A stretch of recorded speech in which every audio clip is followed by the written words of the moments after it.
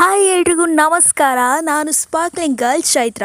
ಅರೆ ಇವಳು ಎಲ್ಲಿಗೆ ಮಾರೆ ಕಾಡಲ್ಲಿ ನಡ್ಕೊಂಡು ಹೋಗ್ತಿದ್ದಾಳೆ ಅಂತ ಯೋಚನೆ ಮಾಡ್ತಿದ್ದೀರಾ? ಕಾಡಲ್ಲೇ ಕಣ್ರಿ ಸ್ವರ್ಗ ಇರೋದು. ನಾನು ತೋರಿಸ್ತಾ ಇದ್ದೇನೆ ನೋಡಿ. ಹಚ್ಚ ಹಸಿರಿನ ಕಾಡಿನ ಮಧ್ಯೆ ಸೀತಾಮಾತೆ ಹರಿತಿದ್ದಾಳೆ. ಇವಳನ್ನು ನೋಡೋದಕ್ಕೆ ಕಾಡಿನ ಮಧ್ಯೆ ನಡ್ಕೊಂಡು ಬರಬೇಕು. ಆದರೆ ಒಂಚೂರು ಆಯಾಸ ಆಗಲ್ಲ. ಯಾಕೆ ಗೊತ್ತಾ? ಈ ಜಾಗ ತುಂಬಾ ತಂಪಾಗಿದೆ. ಇದು ಒಂದು ಟೂರಿಸ್ಟ್ ಪ್ಲೇಸ್ ಕೂಡ ಹೌದು. ಉಡುಪಿ ಜಿಲ್ಲೆಯ ಹೆಬ್ರಿಯಿಂದ 20 ಕಿಲೋಮೀಟರ್ ದೂರದಲ್ಲಿನ ಕೂಡ್ಲು ಅನ್ನುವ ಜಾಗದಲ್ಲಿ ಈ ಫಾಲ್ಸ್ ಇದೆ. ಇದನ್ನು ಕೂಡ್ಲು ತೀರ್ಥ ಅಥವಾ ಸೀತಾ ನದಿ ಅಂತಲೂ ಕರೀತಾರೆ.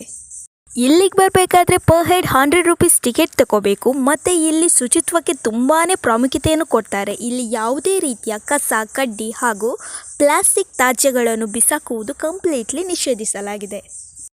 ಇಲ್ಲಿ ಗೋವಿಂದ ಅಂತ ಜೋರಾಗಿ ಕೂಗಿದಾಗ ನೀರು ತುಂಬಾ ರಭಸವಾಗಿ ಹರಿಯುತ್ತೆ ಅಂತ ಹೇಳ್ತಾರೆ. ಇದರ ಬಗ್ಗೆ ಇನ್ನಷ್ಟು ಮಾಹಿತಿ ಬೇಕಂದರೆ ನಿಮಗೆ ಕ್ಯಾಪ್ಷನಲ್ಲಿ ಕೊಟ್ಟಿರ್ತಾನೆ.